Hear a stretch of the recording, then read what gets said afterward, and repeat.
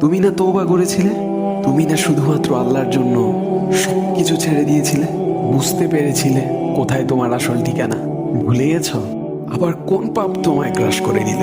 তুমি তো সেই যে নিজের পাপের প্রতি অনুতপ্ত হয়ে সিজদায় পড়ে অঝরে কেঁদেছিলে। তাহলে আবার কেন দুনিয়ার ধোঁকায় পড়ে গেলে? কেন ভুলে গেলে কোথায় তোমার আসল গন্তব্য? তুমি কি হার মেনে নিয়েছো নফসের কাছে? তুমি এত দুর্বল, ভুলে গেছো তুমি কার বান্দা? কে তোমার রব? তোমার রব তো সর্বশক্তিমান। সর্বশক্তিমানের বান্দা আবার কখনো দুর্বল হয় নাকি? মৃত্যু পর্যন্ত লড়ে যাও তুমি। শয়তানকে দেখিয়ে দাও তোমার ইমানের পাওয়ার। শয়তানের ধোকায় পড়ে অনেক পাপ করে ফেলেছো, তাই নিরাশ হয়ে গেছো তুমি, তাই না? তুমি কি জানো না তোমার রব কতটা মহান? তিনি তো তোমাকে ক্ষমা করার জন্য অপেক্ষা করছেন। তাই ফিরে আসো সেই রবের দুয়ারে, যার দুয়ার কখনো বন্ধ হয় না।